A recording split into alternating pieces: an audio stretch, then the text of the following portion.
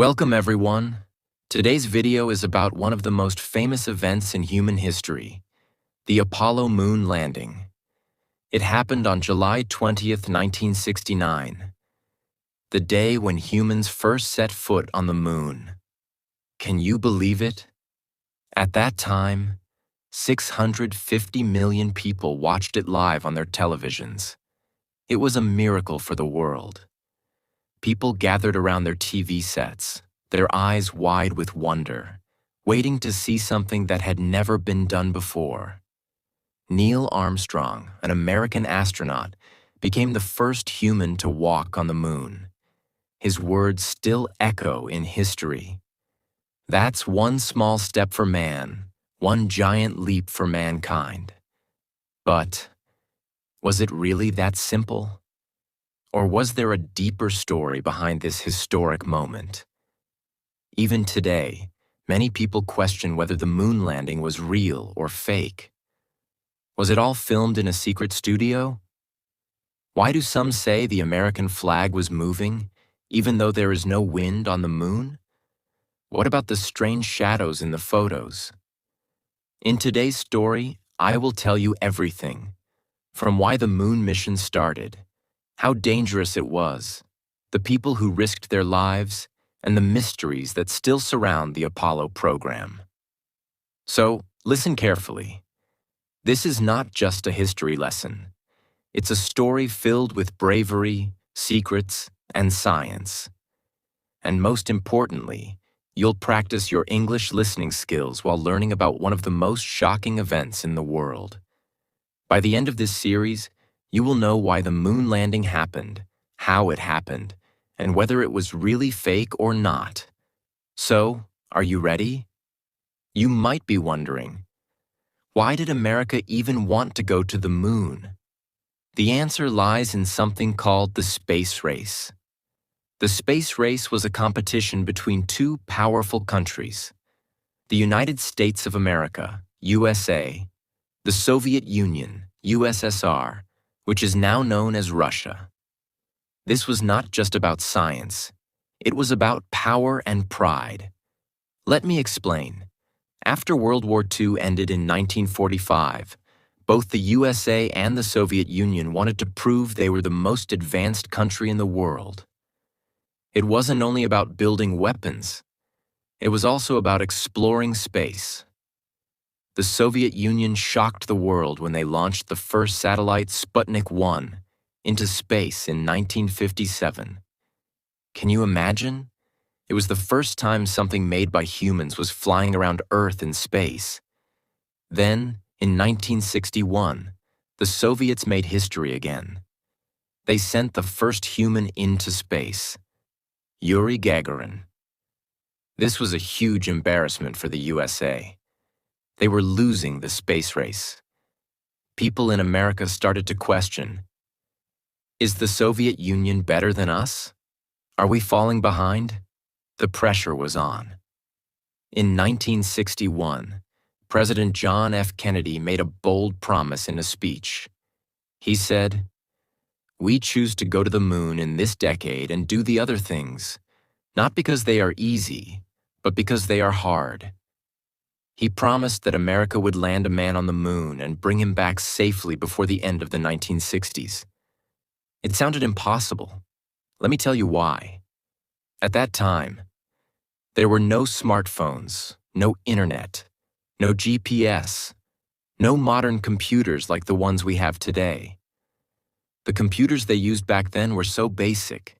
They had less power than the phone you're using to watch this video right now. Yet, President Kennedy promised something the world had never seen before: sending a human to the moon, a place 384,000 kilometers away from Earth. It was a race against time. To keep Kennedy's promise, NASA, the American Space Agency, created the Apollo program. It was named after Apollo, the Greek god of the sun. But here's the shocking part. The Apollo program wasn't smooth.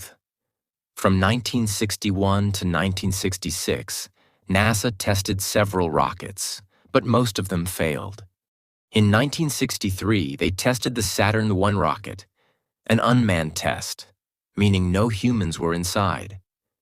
It was just to see if the rocket could fly. It worked, but only after many failures.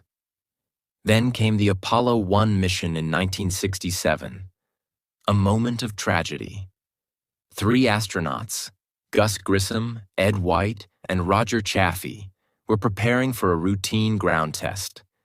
Suddenly, a fire broke out inside the spacecraft while they were still on the ground. They couldn't escape.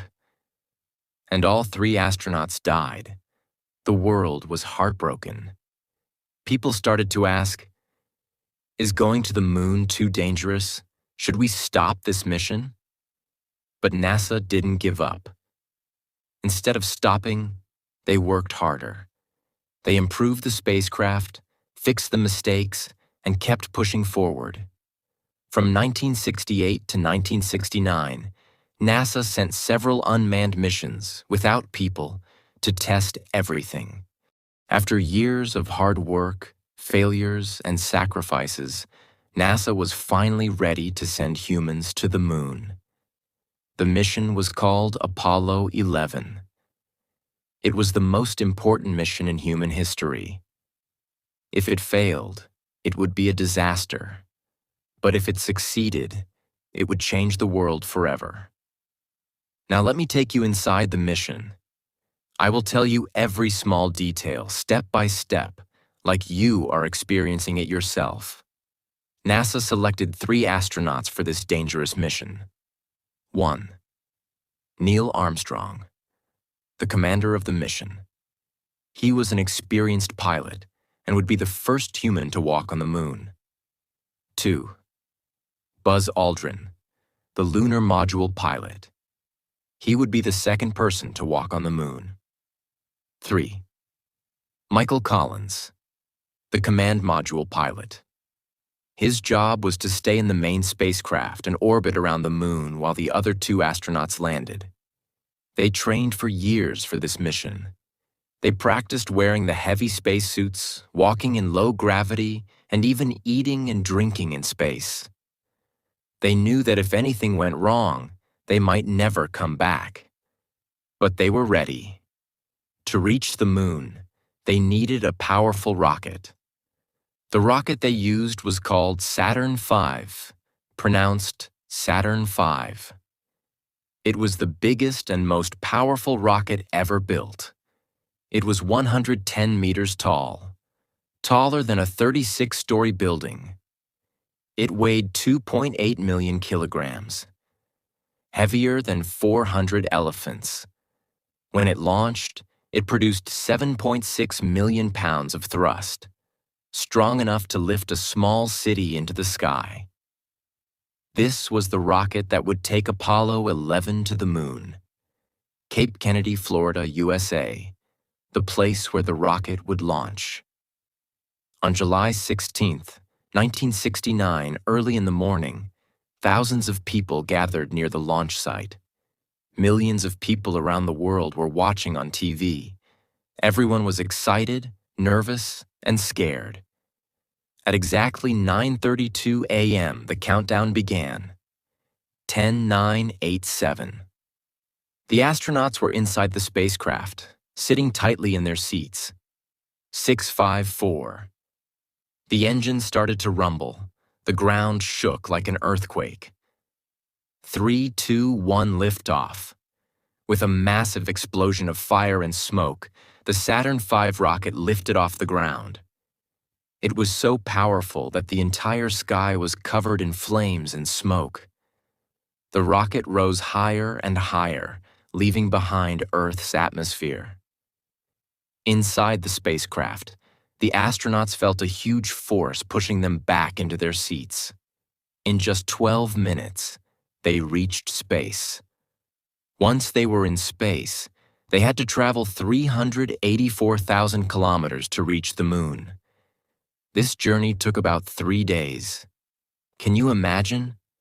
For 3 days, they floated inside their small spacecraft, looking at Earth getting smaller and smaller behind them. Inside the spacecraft, they ate freeze-dried food, like dried soup and powdered juice. They slept in sleeping bags attached to the walls, because there was no gravity. They used a tiny bathroom, which was just a small tube with suction. They were weightless, floating inside like astronauts in a sci-fi movie. Outside their window, space was completely black. No air, no sound, just endless darkness. Finally, after 3 days of travel, they reached the moon. Now, the most dangerous part of the mission was about to begin: the moon landing. To land on the moon, the astronauts used a special small spacecraft called the Lunar Module, or LM. They named it Eagle. It was shaped like a giant insect with 4 thin legs. The main spacecraft stayed in orbit around the moon, while the Eagle separated and started going down towards the moon's surface. Inside the Eagle, Neil Armstrong and Buzz Aldrin were controlling everything.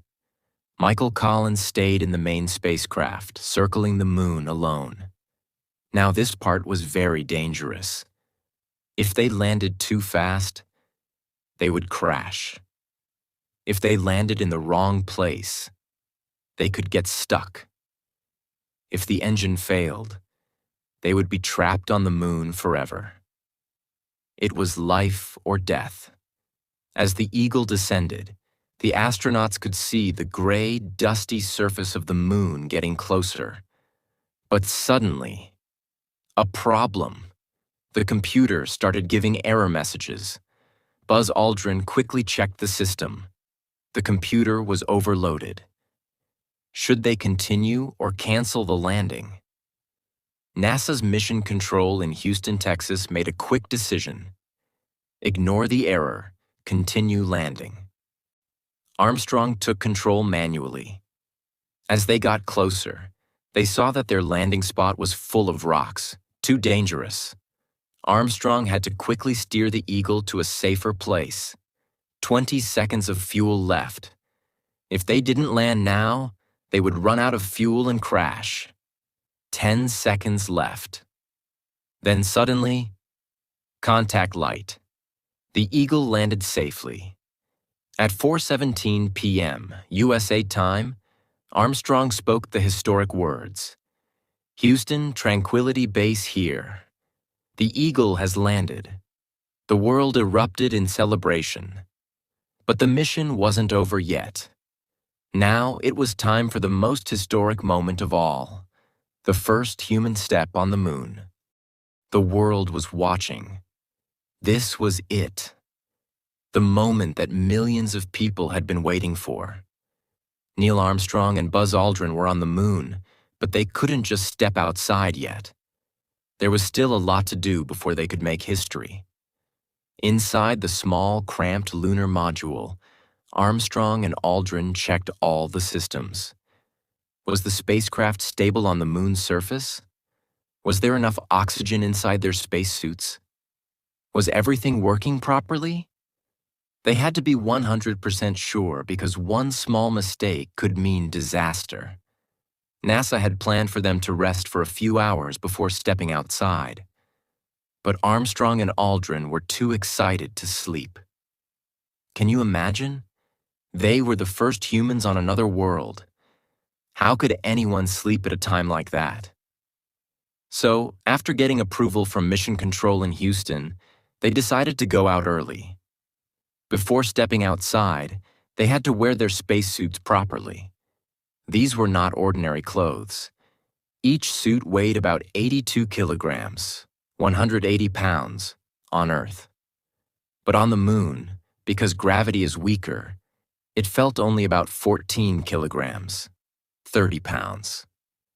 The suit had a special backpack that gave them oxygen to breathe, a gold-covered visor to protect their eyes from the sun, thick gloves and boots to protect them from the moon's sharp rocks.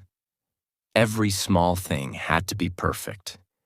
If there was a tiny hole in the suit, they could die instantly because there was no air on the moon. It took them hours to get everything ready. Finally, Armstrong and Aldrin were set. It was time. Armstrong moved slowly toward the hatch, the door, of the lunar module. He pressed a few buttons. With a soft hissing sound, the hatch opened. The moon's surface was right in front of him. He started climbing down the ladder. Outside, the moon was completely silent. No wind, no sound, nothing. The ground looked dusty and gray. Armstrong slowly moved down the ladder. Then, at exactly 10:56 p.m. USA time, on July 20th, 1969, Armstrong placed one foot on the moon's surface. And he spoke the most famous words in history. That's one small step for man, one giant leap for mankind. People around the world held their breath. 650 million people were watching on TV. Some people cried with joy, others clapped and cheered. This was the first time a human had ever stepped on another world. Armstrong took his first few steps very carefully. Because the moon's gravity is 6 times weaker than Earth's, his steps felt light and bouncy. Every time he moved, dust floated up but fell straight down because there was no air. The surface felt like powdery sand. He said it was soft in some places but firm in others. Everything looked gray and lifeless. There were no plants, no water, no sounds, just endless empty land. After a few minutes, Buzz Aldrin climbed down the ladder and joined Armstrong on the surface. His first words were, "Magnificent desolation." What did he mean? Magnificent because the view was amazing. The Earth looked small and beautiful in the sky. Desolation because the moon was completely empty and lonely. Now there were 2 humans on the moon. The next important thing they had to do was plant the American flag. This was not easy. Because there was no wind on the moon, the flag would not wave like on Earth. NASA had prepared a special flag with a metal rod inside to keep it open. Armstrong and Aldrin pushed the flagpole into the ground. But there was another problem. The moon's surface was harder than they expected. The flag wouldn't go in properly. They struggled and finally got it deep enough to stand. When they let go, the flag looked like it was moving. This made some people think the moon landing was fake. But actually, the flag was moving because of the astronauts' hands, not the wind. Now here's something you wouldn't believe. President Richard Nixon had prepared 2 speeches. One speech for success, if they returned safely. 2. One speech for failure, if they got stuck on the moon and died. Yes, NASA knew there was a real chance that Armstrong and Aldrin might never come back. If that happened, Nixon would announce their deaths to the world. Luckily, he never had to read that speech. Instead, he made a historic phone call to the astronauts on the moon. His words were, "Because of what you have done, the heavens have become a part of man's world." It was the first long-distance phone call from Earth to the moon, and it made history. Before leaving, Armstrong and Aldrin collected rock samples. They picked up 21.5 kilograms, 47 pounds, of moon rocks and soil. These rocks would be studied for decades. They also set up scientific experiments to study the temperature of the moon, the radiation from the sun, the possibility of moonquakes. Every step was carefully planned. NASA wanted to learn as much as possible before leaving. After 2 hours and 31 minutes, it was time to leave. Armstrong and Aldrin climbed back into the lunar module. They closed the hatch and pressurized the cabin. They had completed the greatest mission in human history. Now they had one final challenge: returning safely to Earth. Armstrong and Aldrin had spent more than 21 hours on the moon. Now it was time to go home. But there was a big problem. If their lunar module failed to take off, they would be stuck on the moon forever. NASA had no way to rescue them. Imagine how scary that must have been. In fact, as I told you that, President Nixon had a speech ready in case Armstrong and Aldrin died on the moon. So what did they do before leaving? They left a few things behind. The American flag, a plaque that said, "We came in peace for all mankind." Their lunar boots, to make the module lighter. A small golden olive branch, a symbol of peace. Then they climbed back into the Eagle lunar module, closed the hatch, and prepared for liftoff. At 1:54 p.m. USA time on July 21st, 1969, the Eagle's engine ignited. The top half of the module shot upward, leaving the bottom half behind. Aldrin later said it felt like being kicked in the back by a giant. As they went up, they saw the flag move slightly because of the force of the takeoff. For years, people thought the flag was still standing on the moon. But guess what? In 2012, NASA confirmed that the flag had fallen over because of the takeoff's powerful blast. As the Eagle approached Columbia, Armstrong and Aldrin prepared for docking, connecting their spaceship to the command module. But there was another problem. The docking mechanism wasn't working properly. If they couldn't connect, they would run out of oxygen and die in space. Armstrong carefully adjusted the controls, and after a few tense moments, they successfully docked. Now all three astronauts were together again inside Columbia. They closed the hatch and then let the Eagle go, leaving it to crash onto the moon. After 2 more days of travel, they were nearing Earth. But their biggest challenge was still ahead. They had to survive re-entry into Earth's atmosphere. Here's why it was so dangerous. They were moving at 40,000 kilometers per hour, 25,000 miles per hour. If they entered at the wrong angle, they would burn up. If they entered at too shallow an angle, they would bounce off Earth's atmosphere and go into deep space. And do you know what protected them? A special heat shield under the capsule. As they hit Earth's atmosphere, the temperature outside the spacecraft rose to 2,760 degrees Celsius, 5,000 degrees Fahrenheit. That's hotter than molten lava. But thanks to the heat shield, they survived. At 12:50 p.m. USA time on July 24th, 1969, Apollo 11 splashed down into the Pacific Ocean. NASA had sent the USS Hornet, a huge Navy ship, to pick them up. Helicopters flew in to rescue them. The astronauts were alive.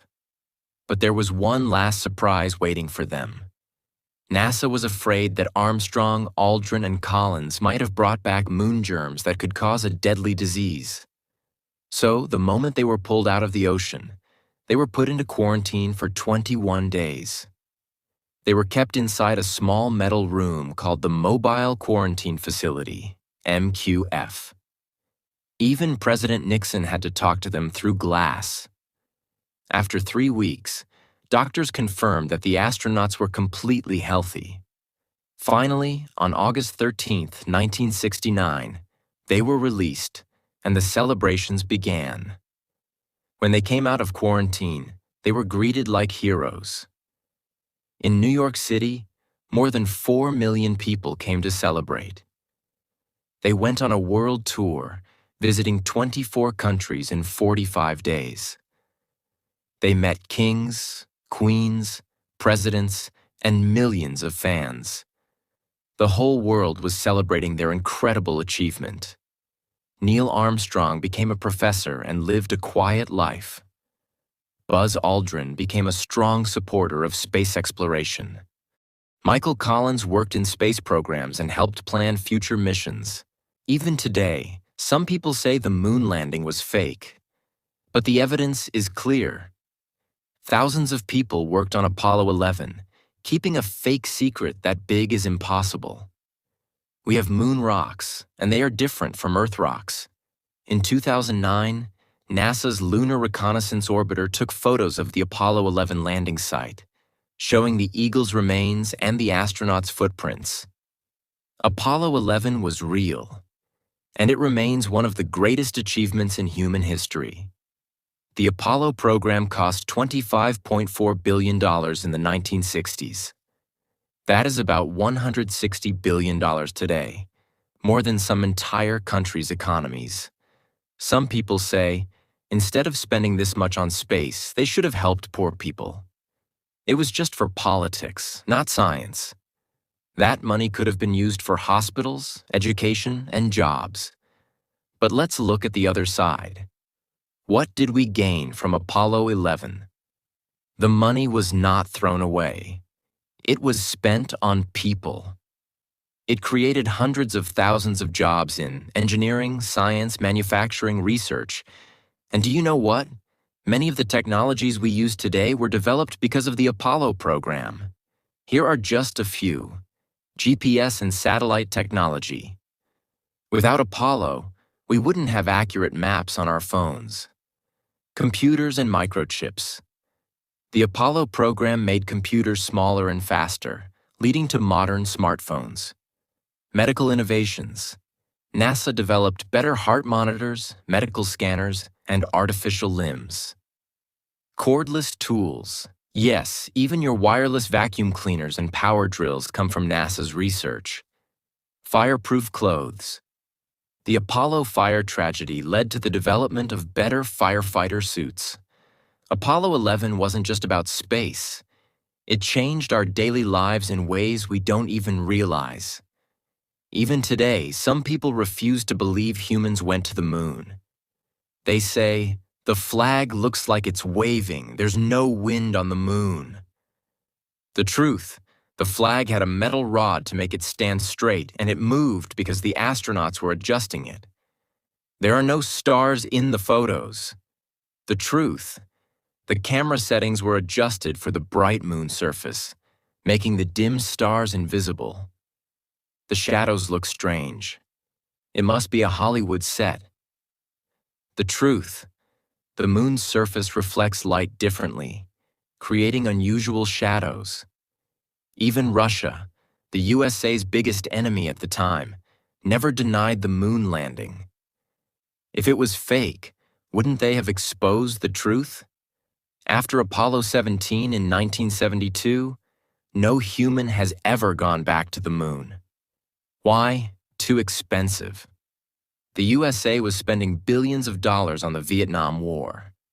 The Cold War ended. The USA already proved they were better than the Soviet Union, so they lost interest. New focus. NASA focused on the Space Shuttle program and later on Mars exploration. But now, after more than 50 years, NASA is going back with the Artemis program. This time, astronauts will stay on the moon for months and even prepare for Mars missions. Maybe one day you will see the first humans walking on Mars. In the end, Apollo 11 was more than just a moon mission. It showed the world that nothing is impossible. It inspired millions to become scientists, engineers, and astronauts. And it proved that humanity is capable of greatness. Yes, it was expensive.